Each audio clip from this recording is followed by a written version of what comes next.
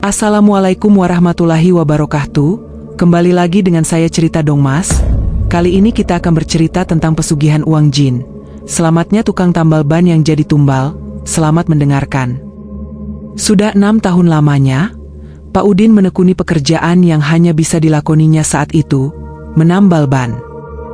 Meski tidak seberapa, setidaknya keterampilan Pak Udin menambal ban bisa mencukupi kebutuhan istri dan anaknya.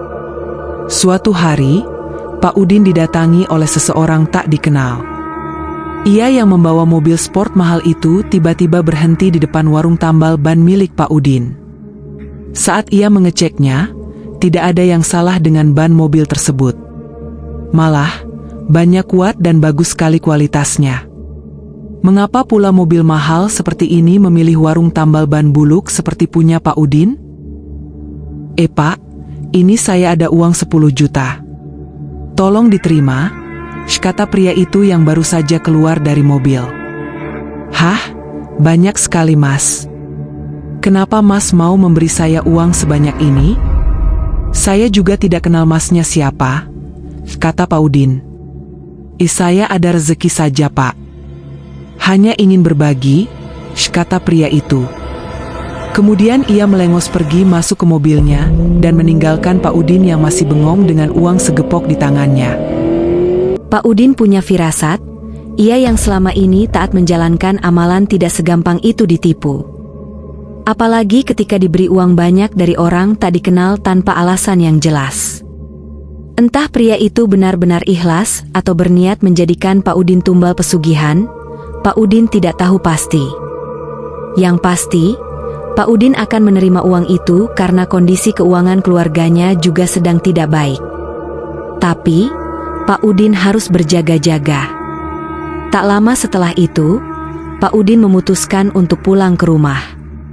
Dik, nanti jangan ganggu aku.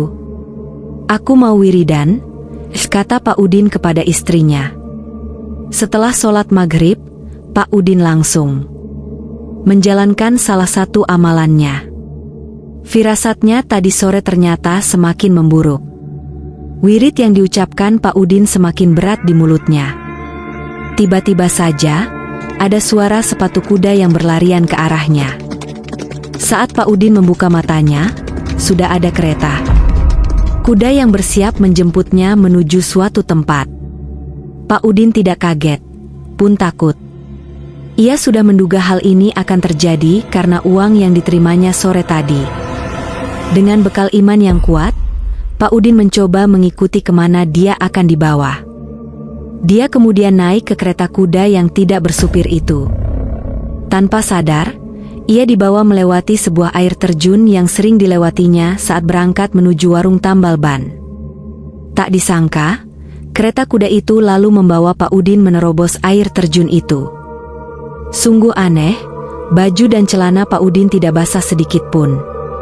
Sementara Pak Udin sibuk memeriksa bajunya, ia tak tahu kalau ia sudah sampai di tempat tujuan.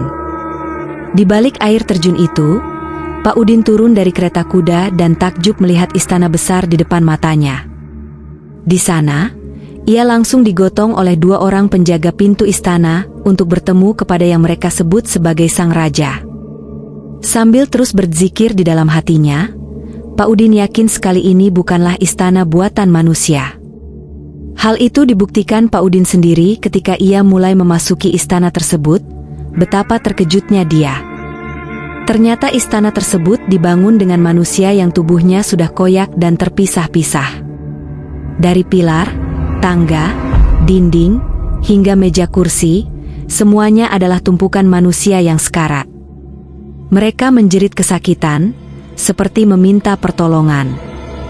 Hati Pak Udin benar-benar tersayat melihat apa yang disaksikannya sendiri. Setelah itu, dia dihadapkan kepada sang raja. Tempat ini memang bukan buatan manusia. Sang raja yang mereka sebut itu terlihat seperti iblis berbadan besar dan memiliki tanduk di kepalanya. "Ikau di sini karena sudah mengambil rezeki dariku," kata sang raja dengan suara berat dan serak. "Apa yang akan kau lakukan kepadaku?" tanya Pak Udin. Tentu saja seperti yang lainnya, jawab sang raja sambil menyeringai. Astagfirullahaladzim, keceplosan menyebut nama Tuhan. Pak Udin mendengar itu, sang raja murka. Pak Udin langsung dibawa ke ruang gelap yang membuatnya sesak napas. Namun, Pak Udin tetap tenang. Ia semakin menguatkan wiridan untuk membuat Pak Udin tenang sekaligus menyelamatkan dirinya. Tiba-tiba, istana itu bergetar hebat, hampir membuat istana itu runtuh. Sang raja semakin murka. Keluarkan manusia itu dari sini. Dia terlalu kuat untuk dijadikan sebagai tumbal, teriak sang raja. Lalu, seberkas cahaya memasuki ruangan. Pak Udin. Dua orang penjaga yang menuntunnya tadi menggeret Pak Udin keluar istana. Tanpa disadari, Pak Udin sudah berada di pinggir air terjun tadi. Ia lalu bergegas pulang. Semua orang yang sedang membacakan tahlil untuk Pak Udin di rumahnya itu berteriak dan berhamburan keluar tatkala menyaksikan Pak Udin berdiri di ambang pintu. Pak Udin yang merasa baru pergi dari rumahnya sekitar 10 menit yang lalu. Tidak mengerti dengan apa yang terjadi. Pak, ini benar kamu? Tanya istri Pak Udin. Iya, ini aku. Ada apa ini? Pak Udin berbalik nanya ya. Tapi kamu sudah meninggal 7 hari yang lalu, Pak, kata istrinya. Ini benar aku, Dik. Coba saja cek kuburanku, siapa yang ada di sana, kata Pak Udin. Kemudian, orang-orang yang masih berada di tahlilan itu bergegas membongkar kuburan Pak Udin karena penasaran.